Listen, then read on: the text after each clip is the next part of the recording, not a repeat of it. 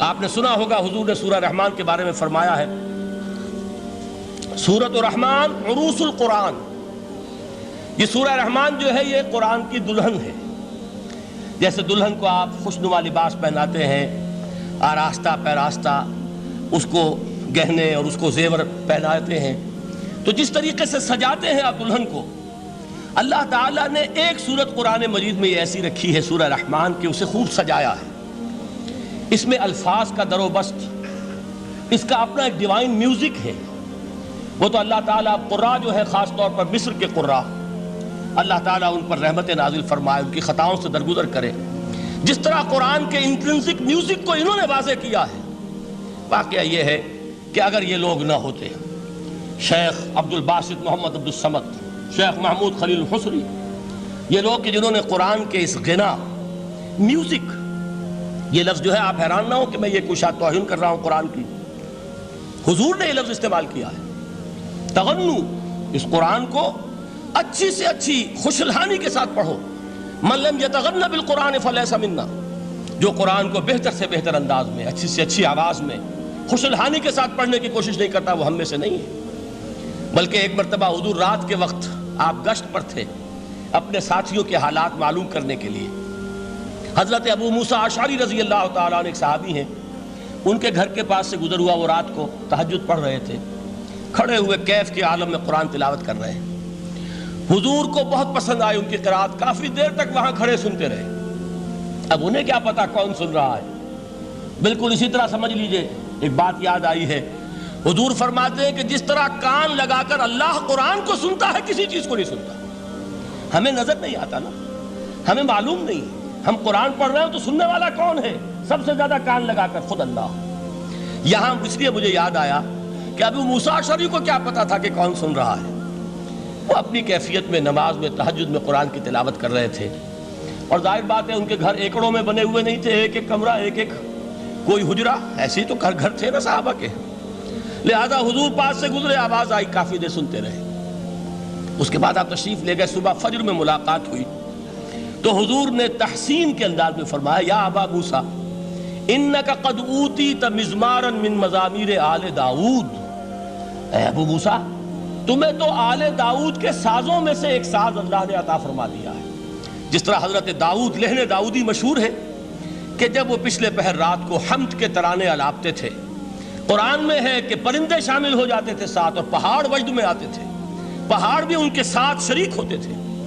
تو جس طرح کا اللہ نے ان کو لہن عطا فرمایا تھا، حضور نے تحسین کے انداز میں فرمایا ہے ابو موسیٰ اشعری، اللہ نے تمہیں بھی آل داؤد کے سازوں میں سے ایک ساز عطا فرمایا۔ بہرحال قرآن مجید کا جو یہ میوزک ہے، قرآن کے الفاظ کا جو حسن ہے، جہاں تک حسن معنوی ہے وہ تو ہر لفظ میں ہے، لیکن یہ حسن ظاہری، حسن صوتی، حسن لفظی، یہ اپنے کلائمیکس پر آپ کو نظر آئے گا سورہ رحمان میں۔ لیکن قرآن میں یہ سورت اس اعتبار سے بھی ممتاز ہے، اس کی 4 آیات پر ذرا توجہ کریں گے، عجیب حقائق سامنے آئیں گے۔ جہاں یہ قرآن مجید کے حسن صوت اور حسن لفظی کی معراج ہے، وہیں اس کی پہلی 4 آیات میں 4 چوٹی کی چیزوں کا ذکر ہے، سب سے اونچی چیزیں۔ پہلی آیت کیا ہے؟ الرحمن، ایک آیت ہو گئی۔ رحمان کیا ہے؟ اللہ کا نام ہے۔ کبھی آپ نے غور کیا اللہ کے ناموں میں سب سے پیارا نام کون سا ہوگا؟ رحمان۔ کیوں؟ اس کا مادہ کیا ہے؟ رحمت۔ ہمیں سب سے بڑھ کر جس چیز کی ضرورت ہے وہ کیا ہے؟ رحمت خداوندی۔ نام اچھی طرح سن لیجئے اس حضور کے قول کو۔ حضور فرماتے کوئی شخص جنت میں مجرد اپنے عمل کی بنیاد پر داخل نہیں ہو سکے گا جب تک کہ رحمت خداوندی دستگیری نہ کرے۔ کسی صحابی نے بڑی ہمت اور جرأت کا ثبوت دیا کہ پوچھ لیا، کیا حضور آپ بھی؟ جب آپ نے فرمایا کوئی شخص داخل نہیں ہو سکتا جنت میں محض اپنے عمل کی بنیاد پر جب تک کہ رحمت خداوندی جو ہے وہ دستگیری نہ فرمائے۔ پوچھا گیا کیا آپ بھی؟ آپ نے فرمایا ہاں میں بھی۔ آپ انداز کیجئے کہ اگر محمد الرسول اللہ بھی رحمت خداوندی کے ضرورت مند ہوں تو تاب دیگراں چے رسد، ہماری تو سب سے بڑی ضرورت رحمت خداوندی ہے۔ اب یہ رحمت جو ہے قرآن مجید میں اللہ تعالیٰ کی یہ شان 2 الفاظ کے ذریعے سے آتی ہے، رحیم اور رحمان، اور کوئی مادہ نہیں ہے جس سے 2 نام بنتے ہوں اللہ کے۔ لیکن یہ مادہ ہے واحد رحمت کا کہ جس سے رحمان بھی ہے رحیم بھی ہے۔ رحیم صفت مشبہ ہے، رحمت دائم ہو جائے گی، مستقل ہوگی تو رحیم کہیں گے، اور رحمان اس میں رحمت کی ہے وہ شان ہے کہ جیسے ٹھاٹھے مارتا ہوا سمندر ہو، ہیجان کی کیفیت، طوفانی کیفیت، رحمت خداوندی کا طوفانی جوش، وہ ہے رحمان۔ آپ تو رہتے اس علاقے میں ہیں، آپ کو معلوم ہے عرب اگر بھوکا مرا جا رہا ہو تو کیا کہے گا؟ انا جوعان۔ پیاسا مرا جا رہا ہو انا عطشان۔ بہت غضبناک ہوگا غضبان، غضبان آصفہ قرآن میں آیا ہے، بہت غضبناک۔ رحمان جس کی رحمت جو ہے جوش میں ہے، ٹھاٹھے مارتے ہوئے سمندر کے مانند۔ تو یہ اللہ تعالیٰ کے ناموں میں سب سے پیارا نام۔ اب آگے چلیے، الرحمن علم القرآن، رحمان نے قرآن سکھایا۔ رحمت خداوندی کا سب سے بڑا مظہر، رحمان کی رحمانیت کا سب سے بڑا مظہر قرآن ہے۔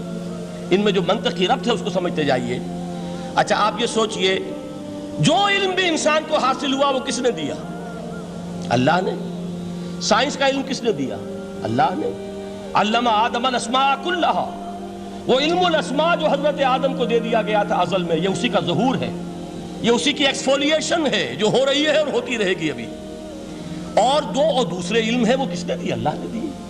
لا یحیطون بشیء من علمہ الا بما شاء، مخلوق میں سے کوئی اللہ کے علم میں سے کسی شے کا احاطہ نہیں کر سکتا مگر وہ جتنا اللہ دینا چاہے۔ لیکن یہ کہ تمام علوم میں چوٹی کا علم قرآن، نوٹ کرتے جائیے، اب چوٹی کی چیزیں جمع کیجیے۔ اللہ کے ناموں میں چوٹی کا نام رحمان، اللہ نے جو کچھ انسان کو سکھایا اس میں چوٹی کا علم قرآن۔ خلق الانسان، انسان کو پیدا فرمایا۔ سوال یہ کہ حیوانات کو کس نے پیدا فرمایا؟ آسمان کس نے پیدا کیے؟ زمین کس نے پیدا کی؟ فرشتے کس نے پیدا کیے؟ کیا مطلب خلق الانسان؟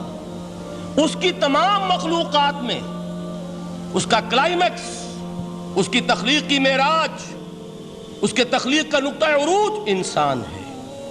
یہ ہے کہ جو مسجود ملائک بنا ہے۔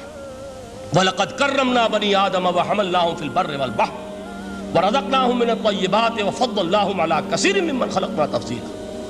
تو تخلیق